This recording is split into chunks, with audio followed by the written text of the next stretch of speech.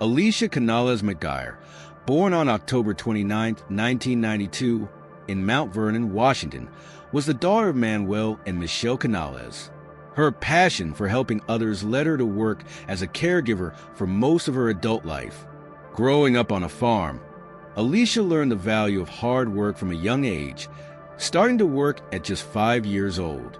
She often returned to the family farm to lend a hand, and spending time with her family was crucial to Alisha. She made it a point to regularly visit and call them, always remembering to express her love when saying goodbye. Alisha lived in Birdsview with her husband, Bradley. Alisha was staying at her sister Amanda's home, where Amanda lived with her 3 children. When Amanda had to travel to New York for work, she asked Alisha to watch her kids during her absence. Alisha was happy to help care for her nephew and nieces. One night, a nanny staying in the house with her called 911 after waking up to the sound of gunshots. When the nanny went downstairs, she found Alisha lying motionless at the front door. The police officers who arrived at the scene first secured the house to ensure the perpetrator was not still inside. They carefully checked every room, confirming that only the nanny and the children were present. Once the children were safely removed from the house, the police began searching for evidence.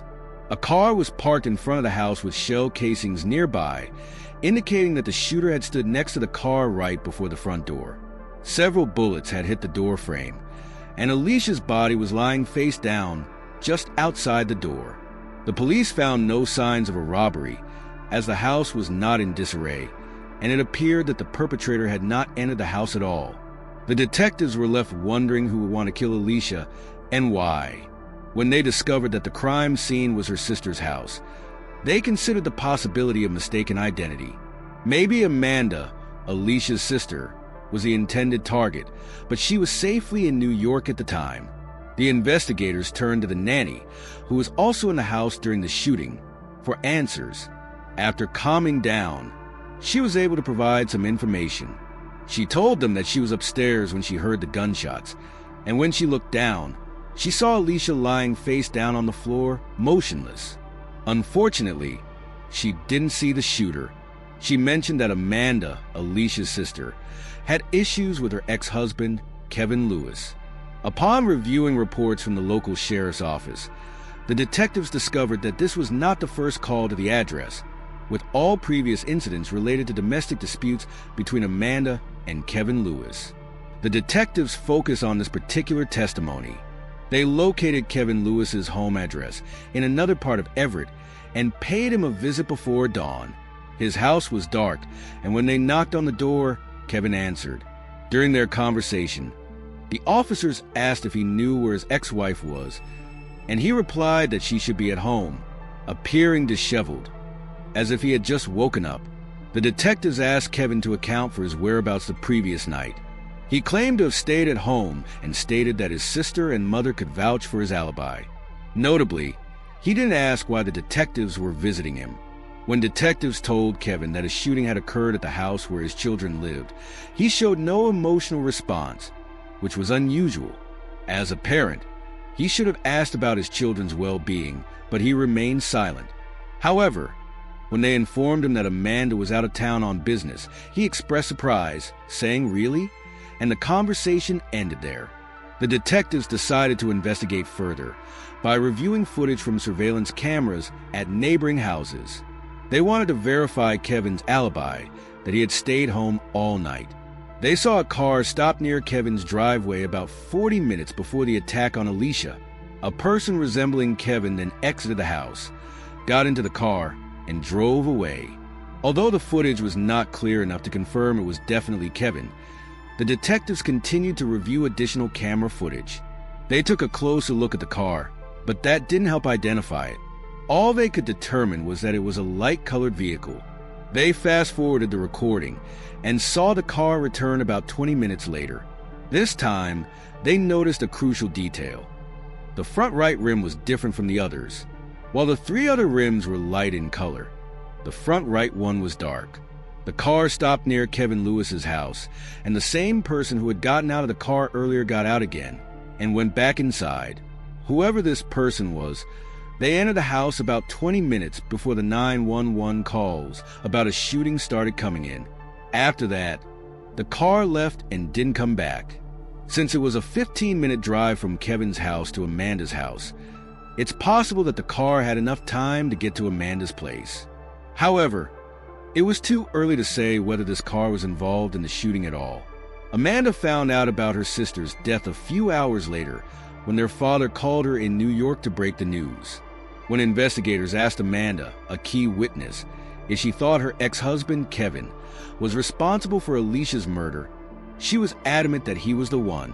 Although Amanda's 8-year marriage to Kevin Lewis ended, she struggled to acknowledge the toxic nature of their relationship.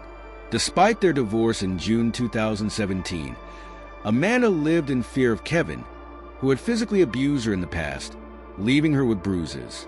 After their separation, Kevin continued to threaten her. In August 2017, Amanda was granted full custody of their 3 young children, and Kevin was ordered to provide $800 in monthly support instead of child support. This marked a fresh start for Amanda, who focused on rebuilding her life in Everett, Washington, and was grateful for the support of her family. Kevin, a former military man, threatened to kill Amanda, and she took him seriously due to his training, believing she was a target. Amanda obtained a restraining order against Kevin, but he violated it multiple times. He would often lurk around her house, peeking through the windows, which terrified not only Amanda but also her 3 children. Despite the violations, Kevin was never charged by the police. Weeks before her sister's tragic death, Amanda was brutally beaten in her own driveway. She was getting out of her car late one night when someone launched a surprise attack. Although the assault happened quickly and she didn't see the attacker's face, Amanda was convinced that Kevin was behind it. Investigators believe 30-year-old Kevin Lewis is the prime suspect in the murder of Alisha.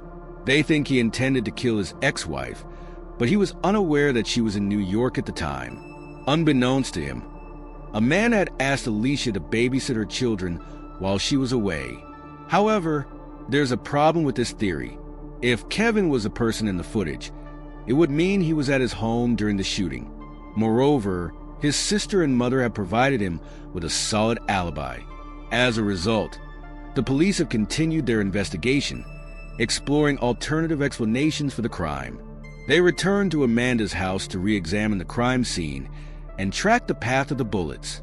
The investigation revealed that Alisha was shot when the door was only partially open.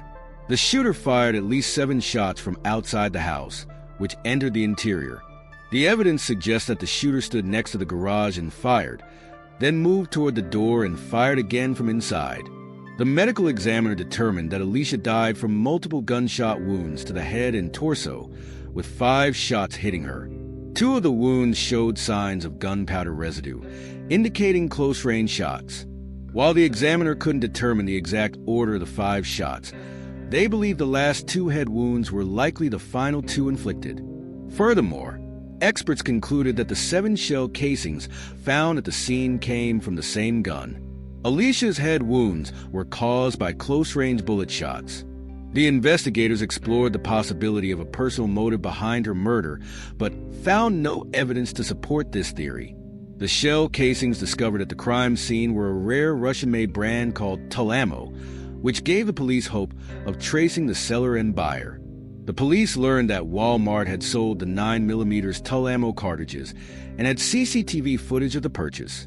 Upon reviewing the footage recorded 2 days before Alicia's death, they initially suspected Kevin Lewis as the buyer. However, the footage revealed a different person who paid using a credit card. The police identified this individual but found no connection to Kevin Lewis, Alisha, or the nanny. The investigation thus required new leads and evidence. Amanda was questioned by investigators about her relationship with Kevin. She revealed that their relationship started well, but Kevin eventually became aggressive and violent, leading to their divorce, a restraining order, and Amanda gaining full custody of their children. Despite this, Amanda believed that she was the intended target of the shooting that killed Alisha, not Alisha herself. She suspected that Lewis had orchestrated the attack, but investigators knew that Kevin was at home at the time of the shooting. Upon re-examining the footage from the night of Alisha's death, investigators noticed something they had previously overlooked. The low-quality recording showed Kevin leaving his house and getting into the back seat of a car behind the driver.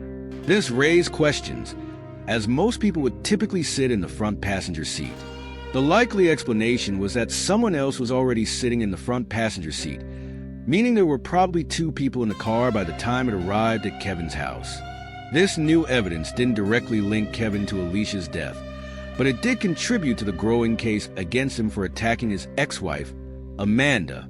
In November 2018, Kevin was arrested and later sentenced to 3 years in prison. Over a year had passed since Alisha's tragic death, yet her case remained a mystery. However, a breakthrough finally came in 2019 when the police station received a crucial call from a woman with vital information. The caller claimed to have met a girl named Angelica at a party in nearby Spokane, who boasted about being hired to commit a murder on York Road, the same road where Alisha was fatally shot. Although the police were initially skeptical, given the significant distance of 5 hours between Spokane and Everett, according to the caller, Angelica had proudly shared details about how she and her boyfriend were involved in the crime. Alexis Hale, alias Angelica, a woman, was fatally shot in the head, saying the killer was hired by the children's father and mistakenly targeted the wrong person. Police were interested in her detailed knowledge of the case. They discovered her true identity, found social media photos of her with a 9mm pistol, and videos featuring her boyfriend, Jidon Hayden K. Phelps. A video posted by Alexis on the night of the murder helped investigators pinpoint her location about 10 minutes from Kevin Lewis's house. Jidon boasted about a large sum of money on social media, leading police to discover his connection to Kevin through his aunt. With this evidence, they made an arrest. The first person to be taken into custody was Alexis Hale, who protested loudly, claiming she was only 17 and couldn't be arrested. However, she knew why she was being arrested and demanded a lawyer. Police arrested Jidon Phelps and analyzed his and Hale's phone records, showing they drove from Spokane to Everett to commit the shooting. Security footage from Lewis's neighbors revealed someone in a white top leaving and returning around the time of the crime. Lewis was wearing a white top when questioned. Phelps, in custody, revealed Kevin Lewis hired him and Hale and led police to the crime scene, pointing out the door and corner he stood, where he was positioned during the crime, reenacting the events, and admitted to shooting at the door when it opened slightly, then firing 2 more shots before fleeing. Kevin Lewis was already in jail for a crime when he was arrested and charged with aggravated murder with a firearm, conspiracy to commit murder, and solicitation to commit murder in connection with the September 2017 death of Alisha. In July 2020, 20-year-old Phelps pleaded guilty to premeditated first-degree murder and was sentenced to 31 years in prison. His co-defendant, 18-year-old Hale, also pleaded guilty to the same charge and received a 15-year sentence. During the trial, Phelps testified that he committed the crime for financial gain and to increase his reputation on the streets. He used the money Lewis paid him to get tattoos, purchase a pair of Timberland boots, and buy a Ferragamo belt buckle. Phelps claimed that his former girlfriend had obtained the gun used in the crime from a family member, and he had given her $200. Lewis pleaded not guilty and faced trial. Prosecutors allege he paid $2,400 to his cousin and girlfriend to kill his ex-wife, but they mistakenly targeted Alisha. Lewis directed them to the address, claiming he didn't know the target. Phelps and Hale exited their vehicle, with Phelps stopping near the garage and Hale knocking on the door. As Alisha opened, Phelps fired multiple shots, eventually walking up to the porch, and they fled. They returned, fearing they left a glove, but saw police and drove away. Finally, Judge Thompson also ordered Lewis to no longer have any contact with his ex-wife, his children, and Phelps and Hale for the rest of his life. Records indicate that he remains incarcerated at the Washington State Penitentiary in Walla Walla County. The murder of Alisha Canales-McGuire was a horrific case with many twists and turns throughout the investigation. Ultimately, the efforts of law enforcement, forensic experts, and prosecutors brought justice for the victim and a sense of closure to her loved ones. This case serves as a testament to how law enforcement, forensic experts, and prosecutors work together to solve complex criminal cases. It also highlights how seemingly unrelated clues can play a vital role in solving a murder mystery